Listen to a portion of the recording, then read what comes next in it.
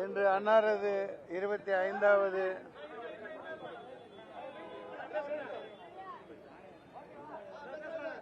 காப்பிய தலைவன், காவிய தலைவன், படைப்பிலக்கண தலைவன், நடிகர் திலகம் செவாலியே சிவாஜி கணேசன் ஐயாவின் 25வது நினைவு தினம் இது. 2001 மறைந்தபோது புரட்சி கலைஞர் விஜயகாந்த் அவர்கள் தலைமையில் சீரோடும் சிறப்போடும் அன்னாரது ஊர்வலத்தை உலகம் முழுக்க அறிய மிகப்பெரிய ஒரு ஊர்வலமாக அது அமைந்தது. உலக மக்களால் மறக்கப்பட முடியாதது.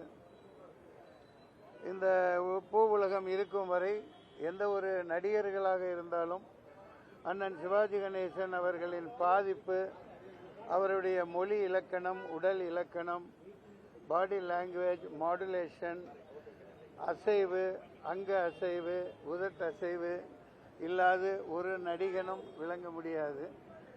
அப்படி ஒரு நடிப்புக்கு இலக்கணமாக அனைத்தையும் அமைத்து தந்துவிட்டு சென்றிருக்கிறார். இப்போ நானும் பேருக்கு 350 படங்கள் நடித்தேன்னு தான் பேரே தவிர சரியாக இந்த காலத்தில் கதாபாத்திரங்கள், கதாநாயகர்கள் கொடுக்கறதில்லை. அன்னார் அவர்கள் படத்தில் வில்லனுக்கும் சரியாக, காமெடியனுக்கும் சரியாக பங்களித்து கொடுப்பாங்க. பல படங்கள், அதாவது காவியங்கள், காப்பியங்கள்னு ஏன் சொன்னா, கர்ணனா இருக்கட்டும், ராஜ்மோகன் அமைச்சர் சொன்ன மாதிரி வீரபாண்டிய கட்டபொம்மன், கர்ணன், வ.உ. சிதம்பரனார் கப்பலோட்டிய தமிழன், இன்று ஒவ்வொரு சுப்பிரமணிய பாரதி, ஒவ்வொரு கதாபாத்திரத்தையும் இவராகத்தான் நாம் மனதில் உருவெடுத்து பிரளயமாக அது மக்களிடையே சென்று கொண்டிருக்கிறது. இன்றளவும் இந்த நிமிடமும் அவர் வாழ்ந்து கொண்டிருக்கிறார். அவர் இடத்தை யாராலும் நிரப்ப முடியாத அளவிற்கு தான் அவர் அமைத்து சென்று விட்டிருக்கிறார்.